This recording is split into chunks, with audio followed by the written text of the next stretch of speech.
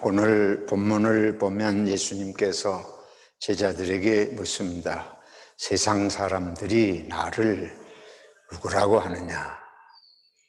그러니까 제자들이 세상 사람들이 말하기를 예수님은 구약 시대의 엘리야나 예레미야 같이 하나님의 말씀을 받아서 백성들을 깨우치는 선지자라고도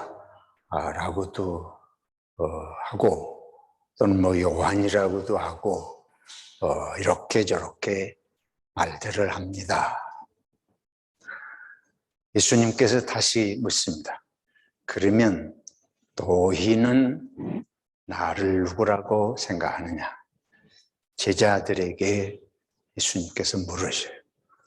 그러니까 그때에 베드로가 대답하기를 주님은 그리스도십니다. 그리스도란 말은 메시아, 구세주라는 말입니다. 주님은 그리스도시고 살아계신 하나님의 아들이십니다. 다른 사람들이, 일반 사람들이 선지자 중에 한 사람이다 이렇게 말하는데, 베드로는 주님은 메시아, 구세주이시고 하나님의 아들이십니다. 너무 놀라운 일 아니에요. 예수님께서 말씀하십니다. 이것을 네가 스스로 깨달은 것이 아니고 하나님께서 너에게 이런 깨달음을 주신 것이다. 그리고 말씀하시기를 내가 이 베드로 위에 교회를 세우겠다. 그렇게 말씀하셔요. 이 베드로라는 이름이 그 바위 덩어리, 반석, 말의 의미가 이제 그렇습니다. 그러니까 그 집안이 단단한 그 베드로 위에, 반석 위에 교회를 세우시겠다. 집이라고 하는 게 물렁물렁한 그런 진흙이나 모래밭에 세울 수 없잖아요. 기초를 든든히 해야 되는데 예수님께서 베드로에게 내가 네 위에 집을, 교회를 세우겠다. 구약에서 다윗에게 다윗 위에 집을 세우겠다. 그런 경우에 그 의미는 다윗이 왕이 되고 다윗의 왕조가 이어져 나갈 것을 말씀하시는 그런 내용입니다. 구약은 실제로 다윗이 왕이 되고 그 위에 유다 왕조가 세워지지 않아요? 베드로가 주는 그리스도시요 살아계신 하나님의 아들이십니다 하는 이런 신앙의 고백을 할 때 예수님은 그 위에 교회를 세우시겠다. 가톨릭에서는 예수님께서 베드로 위에 교회를 세우시겠다 하셨기 때문에 베드로를 교황이 첫 번째 초대 교황으로 삼고 교회는 교황이 가장 중요한 자리를 차지한다 해서 교황제를 옹호합니다. 종교개혁을 한 마틴 루터를 비롯해서 모든 개신교는 예수님께서 베드로라는 한 인간 위에 교회를 세우신 것이 아니고 베드로의 신앙, 예수님이 구세주이시고 하나님의 아들이신 것을 고백하는 사람들, 그것이 교회다. 그런 말씀을 하신 것이다. 이렇게 우리 개신교는 해석을 합니다. 그것의 이제 근본적인 의미는 교황제에 대한 교황제가 바람직하지 않다. 이 교황을 통해서 교황의 교황권을 강조하다가 보니까 거기서 온갖 절대 권력적인 부패상이 발생하기 때문에 그건 한 인간 중심의 교회를 말하는 게 아니고 예수님을 구주로 고백한 그 신앙이 교회의 초석이다. 이제 이렇게 해석을 합니다. 뭐 이것이 됐든 저것이 됐든 저는 뭐 가톨릭의 그런 견해도 일리가 있고 우리 개신교의 주장에도 일리가 있다고 보는 사람이에요. 왜 그러냐면 사람 없이 신앙 고백 없고 신앙 고백이 아닌 사람을 무슨 의미로 교회의 머리로 세우겠습니까? 근데 이 둘은 같이 가는 것입니다. 근데 우리들이 이제 한쪽이 타락했다고 하는 걸 비판하다가 보면 언제든지 극단으로 가잖아요. 그래서 양쪽이 서로 다른 주장인 것 같지만은 늘 말씀드린 대로 손바닥과 손등은 하나의 손이듯이 저는 가톨릭의 주장이나 개신교의 주장이나 다 하나의 기독교 신앙의 양면적인 주장이라고 그렇게 생각을 합니다. 어쨌든 오늘은 뭐 그게 중심 내용은 아니고 이 교회라는 말이에요. 교회가 도대체 무엇이냐? 우리는 지금 교회 그러면 뭐 이미지가 금방 이렇게 떠오르잖아요. 예수님을 생각하게 되고 십자가를 생각하게 되고 우리는 교회란 말이 어렵지 않아요. 그런데 지금 베드로와 그 제자들이 교회란 말을 들었을 때에 그게 예수님이 무슨 말씀을 하시는지 이해가 되었을까? 이해되었을 리가 없어요. 왜 그러냐? 구약에는 교회란 표현이 없습니다. 이 히라보르는 에클레시아라는 말인데 구약의 에클레시아라는 말 자체가 없어요. 이건 이제 헬라어로 번역이 되면서 이제 생겨진 말인데 구약에는 나라예요. 나라. 이스라엘 나라. 유대 나라. 교회라는 것이 뭐 구약 시대에 없잖아요. 그러니까 이스라엘도 하나님은 이스라엘의 하나님이지 교회의 하나님이라는 말을 그들은 들어본 적이 없는 거예요. 이스라엘 나라냐 무슨 뭐 다른 바벨론 나라냐 뭐 아시리아냐 뭐 이런 민족 개념이나 국가 개념이지 교회란 말을 그들이 들어본 적이 없어요. 그러니까 이스라엘 사람들 항상 생각하기를 하나님은 이스라엘의 하나님. 애굽으로부터 애굽, 이집트 국가로부터 이스라엘 민족을 해방시켜 주신 이스라엘의 하나님. 이런 항상 그들의 머릿속에 있는 건 국가 개념이에요. 나라 개념이에요. 민족 개념이 없습니다. 그 이상을 그들은 생각해 본 적이 없습니다. 그러니까 예수님께서 오셨을 때 많은 기적을 일으키시고 할 때도 그들이 예수님을 따른 궁극적인 관심은 예수님이 우리 이스라엘을 지배하고 있는 이 로마 제국에서 우리 노예살이하고 있는 우리 이스라엘 민족을 해방시키실 분인가 아닌가? 그들은 모든 걸 그런 민족적 개념으로 생각을 하고 기대를 하고 있었던 것이고 그건 당연한 것이에요.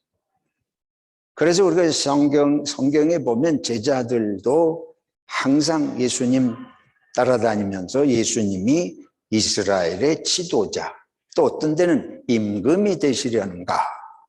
그래서 예수님이 예루살렘에 가시면 예루살렘은 이스라엘의 수도니까 거기 가서 거사를 일으키셔가지고 이 나라를 어떻게 해보려고 하는 그런 혁명적인 인물이 되실 분인가 이런 기대를 가지고 있었던 것입니다. 가룟 유다가 예수님을 배신한 걸 뭐 우리들이 성경에 구체적으로 기록을 하고 있지 않지만 일반적으로 생각하기를 유다는 그 진로 땅이라고 하는 이스라엘 해방에 관심을 가지고 있었던 그런 관심의 인물인데 예수님을 따르면서 예수님이 그런 것이 아닌 것에 대해서 실망을 하고 그 끝에 예수님을 배반을 했다. 이런 해석을 하는 것이 일반적인 얘기입니다. 그만큼 그들에게는 관심이 교회라는 이미지 자체가 없는 거예요. 민족을 초월해서 뭐가 존재한다는 개념 자체가 있지 않습니다. 그런데 이제 예수님께서 교회라는 말씀을 할 때에 바로 우리가 이걸 잘 생각을 해야 됩니다. 예수님께서 오셔서 처음 그 공생애를 시작하시면서 하신 첫 번째 메시지 설교는 우리가 아시는 대로 무엇이 가까웠으니, 하나님의 나라가 가까웠으니 회개하고 복음을 믿으라. 예수님께서 하나님의 나라라는 표현을 쓰셨어요. 그 이스라엘 사람들은 말씀드린 대로 이스라엘 나라밖에 생각을 못하고 있는데 예수님 오셔서 하나님의 나라라는 표현을 쓰시니까 사람들은 그게 뭘 의미하는지 알 수가 없는 것입니다. 근데 오늘 교회라는 표현을 쓰셨어요. 그러니까 하나님의 나라가 가까웠다는 말씀하고 교회를 세우시겠다는 말씀은 같은 표현입니다. 같은 맥락에서 되어진 말씀이에요. 이 두 표현은 이스라엘 나라라고 하는 것에 대한 대칭적인 의미를 담고 있습니다. 유대인들이 모든 관심이 이스라엘이라고 하는 그런 민족주의적 개념을 가지고 있는데 예수님은 하나님의 나라. 그러니까 이건 하나님의 나라는 뭐 이스라엘도 아니고 무슨 다른 나라 얘기가 아니잖아요. 이웃의 애굽 나라나 무슨 뭐 중동의 어떤 나라 이런 개념이 아니잖아요. 이 하나님의 나라라고 하는 개념을 예수님이 말씀하실 때 이건 벌써 민족과 국가를 초월하는 세계적인 인류의 의미가 그 속에 들어있습니다. 예수님은 계속 그런 표현을 쓰셨어요. 하나님의 나라. 그러면서 이제 이 교회를 세우겠다고 하시니까 아하, 이제 이 교회라고 하는 것이 이스라엘 민족의 그런 국가 개념이 아니고 이거는 민족과 국가를 초월하는 하나님의 나라를 마음에 두시고 하나님의 나라의 개념 속에서 그 하나님의 나라를 세우시는, 쉽게 말하면 하나님의 나라를 세우는 이 땅 위에 있는 공동체가 뭐예요? 교회입니다. 여러분, 그래서 교회는 오늘날 기독교회는 무슨 민족 개념을 가지고 움직여지는 것이 아닙니다. 국가 개념을 초월하는 인종 개념이 있을 수가 없고, 이 하나님의 나라라고 하는 건 모든 종류의 구별과 장벽을 초월하는 모든 인간, 남자고 여자고 흑인이고 백인이고 황인이고 뭐 어느 나라 상관없이 모든 인간을 하나로 보는 하나님이 주인이시고 모든 인간은, 지상의 모든 인간이 하나님의 백성이 되는 나라, 하나님의 시민이, 하나님 나라의 시민이 되는 나라를 위해서 세워지는 것이 무엇이냐 하면 교회에 옳습니다. 그래서 교회라고 하는 것은 호주에 가도 교회고 한국에 가도 교회고 미국에 가도 교회고 유럽에 가도 같은 교회에 옳습니다. 거기는 어떤 종류의 장벽과 어떤 종류의 차별도 존재하지 않습니다. 근데 이것이 바로 예수님께서 오늘 교회를 세우시겠다고 하신 말씀의 의미였습니다. 그러면 하나님의 나라하고 교회의 개념을 동일시할 때에, 이거를 같은 맥락에서 이해할 때에 그 나라, 그 교회는 어떤 존재냐? 여러분, 이스라엘 나라라고 하는 국가나 민족주의적인 개념에서 볼 때의 통치자는 왕이에요. 왕이 대표자고 통치자였습니다. 근데 예수님께서 늘 말씀드리는 대로 하나님의 나라의 통치자를 예수님이 왕이라고 부르거나 황제라고 부르거나 무슨 뭐 주권자라고 부르거나 대통령이라고 부르거나 이런 용어를 쓰시지 않고, 우리가 생각하면 뭐 한 나라의, 작은 나라의 집권자, 통치자 그러면 이제 왕인데, 또는 임금이라 그러거나 또는 뭐 황제라 그러거나, 근데 이거는 세계의 모든 민족과 국가와 모든 사람을 통칭하는 그 하나님을 생각하면 뭐라고 불러야 되겠어요? 이건 뭐 굉장한 이름을 붙여야 될 거 아니에요? 근데 예수님께서 그 하나님을 아버지라고 부르셨습니다. 예수님은 항상 하나님을 아버지라고 부르셨어요. 그러면 예수님은 하나님의 아들이니까 당신의 아버지라는 걸 강조하기 위해서 그러셨나? 우리가 아시는 대로 예수님은 나의 아버지 곧 너희 아버지. 하나님은 모든 사람의 아버지라 그 말이에요. 그러니까 하나님의 나라의 통치자는 세상에서 권력을 가지고 지배하는 이런 국가적인 무슨 집권자의 개념이 아니고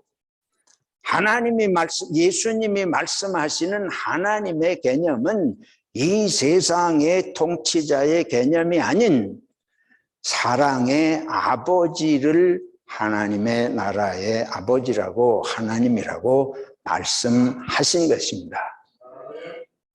여기서 우리들이 예수님이 우리들에게 일깨워 주시는 중요한 것을 우리들이 생각하게 됩니다. 그것은 바로 하나님은 사랑의 아버지시다. 그래서 우리 예수님께서 우리 누가복음에 보면 집을 나간 자식 나가서 허랑방탕해가지고 재산을 다 탕진하고 죄 짓고 돌아온 아들을 아주 멀리서 벌써 알아보고는 뛰쳐나가서 반갑게 벗은 발로 맞이하고 송아지를 잡아서 잔치를 하고 자기의 금가락지를 빼어서 띄워주면서 이는 내 죽었다 살아온 자식이다. 그게 하나님이라고 예수님 그렇게 말씀하시잖아요. 하나님은 높은 데 앉아가지고 우리를 통치하고 억압하고 부려먹고 뭐 눈을 부릅뜨고 일을 잘하나 못하나 할마다 감시하고 조금이라도 무슨 실수가 있으면 지옥에 보내려고 지켜보고 있는 염라대왕이 아니시고 예수님이 말씀하시는 하나님의 나라의 하나님은 우리를 위해서 모든 것을 다 주시려고 아낌없이 모든 것을 다 주시려고 우리가 정말 잘못된 자기 인생을 완전히 망가뜨리고 부모를 욕되게 하고 인간 쓰레기처럼 살다가 돌아왔는데도 내 자식이 죽었다 다시 돌아왔다. 반겨 맞으시고 잔치를 하시는 분이 누구시다? 하나님이시다. 여러분 이런 하나님 아버지를 믿으시기를 축원합니다. 우리가 믿는 하나님은 성경의 하나님이 아니고 대부분 무속 종교나 무슨 뭐 귀신 같은 무서운 하나님을 믿고 있잖아요. 이스라엘 사람들도 율법을 지키면서 계명 하나라도 어기면 하나님의 철퇴를 가지고 심판하려고 기다리고 계시는 이런 하나님처럼 잘못 생각을 하고 있었습니다. 그래서 예수님께서는 하나님을 아버지라고 그냥 뭐 우리는 유교식의 아버지 옛날에 그 엄마시잖아요. 여기 예수님 말씀하시는 아버지는 그런 게 아니고 이렇게 벗은 발로 뛰쳐나가 자식을 맞는 그런 사랑의 아버지가 하나님이시라는 걸 예수님은 끊임없이 말씀하시는 것입니다. 교회는 이 하나님을 증거하는 곳인 줄로 믿습니다. 교회라는 것은 이런 사상을 믿는데 교회는 이스라엘 민족의 그런 이스라엘 사람들이 이스라엘을 지키시고 보호하시는 그런 하나님이 아니고 원수의 나라는 그냥 하루아침에 멸망시키고 뭐 자기네 나라는 보호하고 이런 개념의 신관념이 아니고 하나님이 당신이 모든 인간을 창조하신 창조주로서 당신이 지은 백성들을 사랑하시고 돌보시는 우리는 권력이 있으면 사람을 함부로 짓밟아요. 그냥 내집어 던지고 그러잖아요. 우리 독재시대의 한국의 군대가 경찰이 인간을 파리만큼도 안 여기고 그냥 무섭게 다뤘지 않습니까? 능력이 있거든 자기들이 군대라는 능력이 있고 경찰이라는 검찰이라는 힘을 가지면 그냥 사람을 뭐 개돼지처럼 취급을 하지 않습니까? 하나님이 전능하신 하나님이신데 하나님의 능력이 계셔가지고 그런 하나님이 신적인 능력을 가지고 인간을 그런 식으로 다루면 이 세상에 살아남을 자가 누가 있겠어요? 그래서 우리 기독교는 참된 구원의 종교인 줄로 믿습니다. 모든 사람이 사람처럼 대우를 받고 사랑을 받고 보호를 받는 것을 예수님은 말씀하시고 그것을 위해서 사람이 되어서 이 땅에 오신 것입니다. 하나님의 나라에 있어서는 하나님이 아버지가 되시기 때문에 하나님은 항상 아버지로서 약한 자를 더 돌보시고 예수님이 병든 자들을 고치신 기적을 하신 건 기적의 스토리가 아니고 하나님이 병들고 고통하는 당신의 피조물을 돌보시는 사랑의 행위를 말씀하시는 것입니다. 그래서 이 하나님의 나라에 있어서는 높고 낮은 것도 없고 가지고 못 가진 것이 없어요. 하나님 앞에서는 모든 사람이 당신의 자식들입니다. 우리 모두가 하나님의 자녀들인 줄로 믿습니다. 여러분, 내가 하나님의 자녀인 것을 확신하시기를 축원합니다. 내 자식들도 하나님의 자녀예요. 아내도 하나님의 자녀요. 남편도 하나님의 자녀요. 내 이웃도, 특별히 이웃에 대한 개념을 우리들이 잘 생각해야 돼요. 예수님께서 민족 개념을 초월하셨잖아요. 그것은 작게 내려가면 혈연 개념을 초월해야 된다 그 말이에요. 우리 사람들은 자꾸 자기가 속한 집단을 특수화하는 이런 본성이 있습니다. 우리나라를 지키시는 하나님, 조금 더 내려가면 우리 지역을 지키시는 하나님, 대통령은 우리 지역에서 나와야지. 하나님, 우리 지역에 경상도 대통령이 나오게 해주세요. 그런 거 아니에요. 그렇게 기도하는 심정이니까 자기 지역만 노바닥 찍지 교회가 돼도 그렇잖아요. 조금 더 내려가면 내가 다닌 고등학교, 조금 더 내려가면 뭐 이치 가면 무슨 종친회, 그리고 내 가족, 내 일가 친척, 이 개념을 초월하지 못하면 참된 기독교인이 될 수 없습니다. 하나님의 모든 사람이 하나님의 자녀라고 하는 것을 깨닫는데 이게 얼마나 중요해요. 그래서 어느 날 예수님의 어머니하고 예수님 동생들이 예수님을 찾아오셨어요. 그러니까 사람들이 많이 모여서 이제 예수님 말씀을 듣고 있는 상황이기 때문에 사람들이 가서 예수님에게 어머님하고 동생들이 오셨습니다. 찾으러 오셨습니다. 그러니까 예수님이 말씀하시죠. 유명한 얘기 아니에요. 누가 내 부모이고 형제고 자매이냐. 하나님의 뜻대로 사는 자가 내 부모요 형제요 자매니라. 우리가 생각하면 이게 부모도 몰라보는 불상놈 같은 소리를 하시나. 예수님은 혈연주의가 자기 가족만 아는 사상이 하나님이 모든 사람을 돌보신다고 하는 걸 깨닫고 사는데 가장 큰 방해물이 된다는 것을 말씀하신 것입니다. 뭐 우리가 부인할 수 없잖아요. 저부터도. 우리 본성 속에 그렇게 들어박혀 있어요. 예수님이 누가복음 16장에 보면 이런 말씀을 해주십니다. 잘 아시는 부잣집에 부자가 5 형제가 있는데 날마다 잔치를 하고 호화롭게 입고 먹고, 근데 그 집 문간에 거지 나사로가 있잖아요. 나사로 이야기 유명한 얘기 아니에요. 나사로가 그 집에서 이 몸에 상처가 나서 가려워서 긁고 옆에 개가 와서 그 상처를 핥고, 근데 그 집에서 떨어지는 밥 한 술 빵 쪼가리 하나라도 얻어먹으려고 하는데도 그것도 거들떠보지도 않고 주지도 않아요. 죽었어요. 주인도 죽고 나사로도 죽었습니다. 나사로는 어디 가고? 천국에 가고, 이 부자는 지옥에 가고. 예수님 말이 직선적으로 얘기하지. 이 부자가 지옥에 갔대. 나사로는 아브라함의 품, 그 아브라함의 품, 하나님의 품을 말하는 것입니다. 아브라함이 있는 그 나사로, 고지 나사로, 고롱뱅이처럼 그거 빌어먹으려고 남집 대문간에 있던 나사로는 천국에 가고, 날마다 잔치하던 부자는 지옥에 갔다.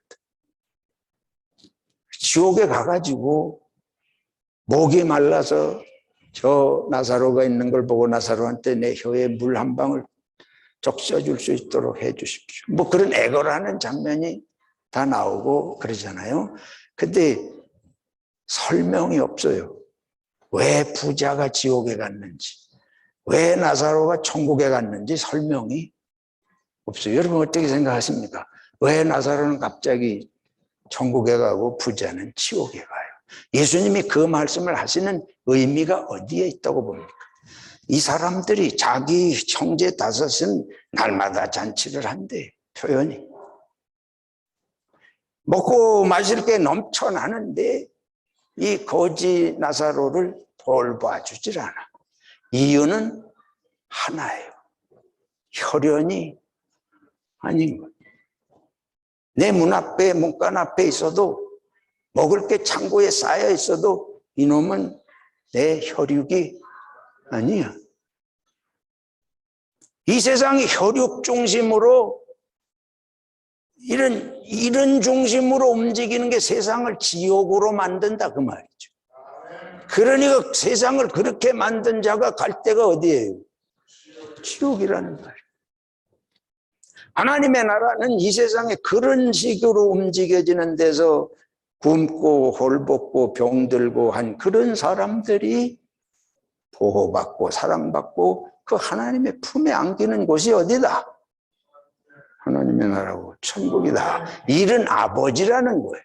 하나님은 이런 아버지라는 거예요. 너는 네 가족이 아니고 네 피가 안 섞였다 그래서 그렇게 죽든지 살든지 뭐 돌아보지 않는데 하나님 아버지는 그런 아버지가 아니다. 하나님에게는 이 나사로가 당신의 자식인 거예요. 당신의 아들이고 당신의 딸입니다. 사랑하는 성도 여러분, 저와 여러분들이 우리 교회 창립 기념주일에 교회라고 하는 데가 무엇을 하는 데인가? 왜 예수님이 교회를 세우셨는가? 나라를 반쪽을 내서 뭐 더 좋은 나라 세우시겠다고 말씀하시는 게 아니고 교회를 세우시겠다. 예수님의 교회관이 무엇인지를 우리 마음에 새기고 그리스도인들은 어느 한 국가나 어느 한 정파나 뭐 어느 한 지역이나 심지어 내 혈육 개념까지도 초월하려고 기도하고 노력해야 할 줄로 믿습니다. 그래서 예수님은 내 이웃을 누구와 같이 내 몸과 같이란 말씀이 그런 말씀이에요. 모든 사람이 하나님 아버지 앞에서 우리가 같은 자녀들이다. 한 말씀을 드리고 정리를 하겠습니다. 그러면 모든 사람이 하나님의 자녀인데 거기 가톨릭도 들어가나? 여러분 어떻게 생각해요? 뭐 우리 교회에서는 제가 늘 말씀을 드려서 어느 정도 정리가 되겠으리라고 생각합니다만은 많은 교회들이 내 교회만 진리가 있고 내 교회만 천국 가는 줄로 생각합니다. 그러면 예를 들어서 개신교만 천국 간다. 가톨릭이 세계 인구의 12억입니다. 개신교는 5억 조금 넘어요. 그래서 개신교 안에 또 교파가 수없이 많이 갈라져 있잖아요. 성공회가 1억이 좀 넘어 2억 가까이 된다 그러는 것 같아요. 그 다음이 미국의 남침례교회도 9,100만에서 1억 정도 추산을 합니다. 그 다음이 세계 감리교회가 역시 9천만에서 남침례교회 비슷비슷한 상황이에요. 한국에서 가장 강세를 보이는 장로교는 세계 인구가 1,500만 수준입니다. 그럼 우리들이 내 교파만 뭐 옳고 진리가 있고 이것만 천국에 간다 그러면 예를 들어서 한국의 장로교는 세계 인구의 0.8%가 안 됩니다. 그리고 세계 장로교 인구 중에 3분의 1이 600만이 한국에 있다고 뭐 그렇게 생각을 합니다. 미국의 장로교인을 맥시멈 잡아서 350만이 안 돼요. 근데 한국의 장로교인이 600만이다. 그러니까 한국의 장로교인들은 엄청난 착각을 해요. 세계에서 가장 우월한 게 장로교인 주로 생각을 하고, 아니 그렇다 그럽시다. 그걸 우월한 거는 뭐 어떻든 간에 그럼 우리만 천당에 가면, 우리만 천국에 가면 세계 인구의 99%는 다 지옥에 가고 1%도 안 되는 사람끼리만 천국에 가려고 선택을 받았다. 그런 논리가 되잖아요. 왜 이런 억지 같은 소리를 제가 이 시간에 드리냐 하면 교파관념을 깨뜨려야 됩니다. 민족과 나라 개념을 초월하시는 예수님께서 교파를 세우시려고 교회를 세우시겠어요? 우리가 마음을 넓혀야 할 줄로 믿습니다.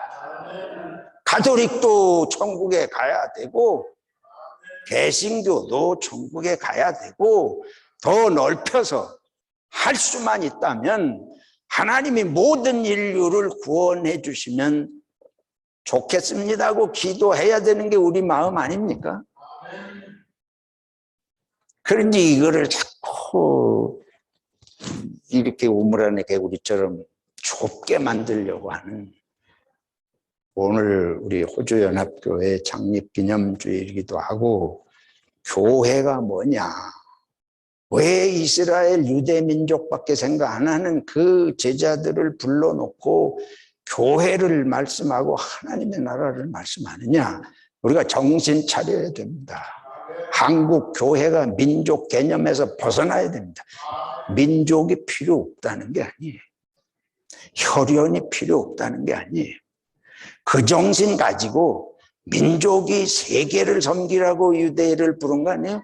이스라엘을 선택한 것은 하나님이 이스라엘에 갇혀있는 그 선민 사상을 위해서 이스라엘을 부르신 것이 아니고 이스라엘이 세계의 빛이 되고 소금이 되는, 하나님을 바로 섬기고 인간을 바로 사랑하는 본을 보이라고 부르신 것이지, 이스라엘이 우월해서 선민으로 택한 것은 아닌 거예요. 예수 믿어가지고 하나님이 선택하셨다고 하는 것도 정말 선택된 줄로 믿으면 세상을 위해서, 예수님이 죄 많은 인간을 위해서 오셔서 십자가에 죽으셨는데 정말 선택이 된 줄로 믿으시면 세상을 구원하기 위해서 나를 버리라고 선택하신 줄로 믿습니다. 그게 이렇게 울타리를 쳐놓고 너희는 지옥 갈래 우리는 천국 갈 사람들, 이런 식의 개념은 아무런 도움이 되지 않습니다. 기독교는 그런 종교가 아닙니다. 예수 그리스도는 그런 옹졸하게 어느 특정한 한두 사람을 점찍어 놔가지고 구원하시기 위해서 십자가를 지신 분이 아니었습니다. 모든 사람이 하나님의 피조물이고 모든 자가 하나님의 자녀들이고, 그래서 저 여러분들이 우리가 모두 하나님의 자녀인 것을 믿고 신앙을 가지면 생각이 더 넓어져야지.